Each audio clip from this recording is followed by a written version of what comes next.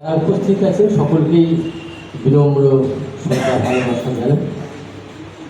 ভাই জয়ন্তর সাথে এর আগে জয়ন্ত একটা ইন্টারভিউ নিয়েছিল, সেখানে আমি অনেক কথাই বলেছি।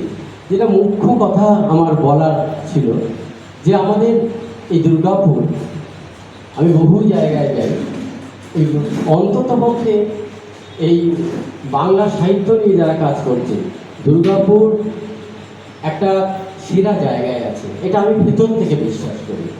ভীষণ ভালো লাগে। এখানে সেই রকম মহিরুহরা ছিলেন, যেমন ধরুন একটু আগে যে নামগুলো হলো, বিমান চট্টোপাধ্যায়, হ্যাঁ, বা রবীন্দ্র গুহ। নিম সাহিত্যর মতন আন্দোলন আমাদের দুর্গাপুর থেকে শুরু হয়েছে। এটা আমরা কৃতজ্ঞ চিত্তে স্মরণ করব। আমার যেটা বলার বিষয়, আমি অনেক জায়গাতেই বলি এই বিষয়গুলো।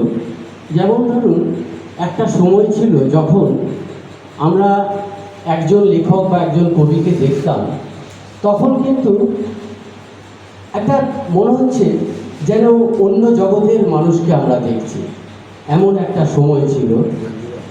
আমি বলতে চাইছি যে কোয়ান্টিটি এবং কোয়ালিটির কথা। আগে কোয়ালিটি ছিল একদম বাঘা বাঘা, যাদের ডিভোশন ছিল, যে সমস্ত লেখক কবিরা, এবং তাদেরকে হা করে আমরা তাদের দিকে তাকিয়ে থাকতাম। একজন কবি, একজন লেখক, বিখ্যাত লেখক, তাকে দেখার জন্য উদ্গ্রীব হয়ে থাকতাম। আজকে কিন্তু ভালো বিষয় যে কোয়ান্টিটির দিক থেকে অনেক লেখক কবি, ঘরে ঘরে লেখক কবি, কিন্তু কোয়ালিটির দিক যদি ধরা হয় তাহলে কিন্তু প্রচুর প্রচুর বেরোজল। কবিতায় তো বেরোজলের অভাব নেই। অনুগল্প নামক যে বিষয়টি, যেটা আমি বহুকাল ধরে কাজটা করে যাচ্ছি, সেখানেও দেখছি প্রচুর বেরোজল। অনুগল্প নিয়ে কাজ করতে করতেও দেখলাম, বা কবিতা নিয়ে বলুন, যে দেখা যাচ্ছে যে 5% হয়তো কবিতা, তার মধ্যে যদি আরও বাছাই করা হয় হয়তো 3-4% কবিতা। অনুগল্পের ক্ষেত্রেও কিন্তু সেরকমই ধরা যায়। তো আমি একটা কথা বলি, দেখুন, যারা কবিতায় আছেন, যারা সাহিত্যে আছেন, তারা অন্তত পক্ষে অর্থের দিক থেকে না হোক পেশাদারিত্বটা আনতে হয়। আরও অনেক লোক থাকলে ভালো হতো, অনেক মানুষ থাকলে। যেটা আমাদের আক্ষেপ যে আমরা কিন্তু পেশাদারিত্ব ভেতরে, আমি ঘুম থেকে উঠবো সাহিত্য নিয়ে, ঘুমাতে যাওয়ার আগে পর্যন্ত আমার সাহিত্য থাকবে, এই ভাবনা কজন পোষণ করে? আমাদের এখানে এই মুহূর্তে আমি 2-4 জনকে জানি যারা অতি উত্তম কবিতা লেখেন। আমাদের আশরাফুল ভাই আছেন, হ্যাঁ, এরকম কিছু। ষষ্ঠীদার কোথায় গেলেন? হ্যাঁ, ষষ্ঠীদার আছে, ষষ্ঠী। আর জয়ন্ত তো অসাধারণ তার লেখা, আমরা জানি জয়ন্ত কি ছোট গল্প, কি কবিতা, সব জায়গায় আছে।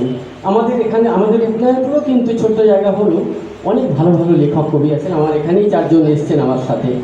তো আমি বলতে চাইছি যে যারাই লেখালেখি করুন, তারা কিন্তু এই ভাবনাটা পোষণ করুন যে না, লেখাটা আমাদের উপজীব্য।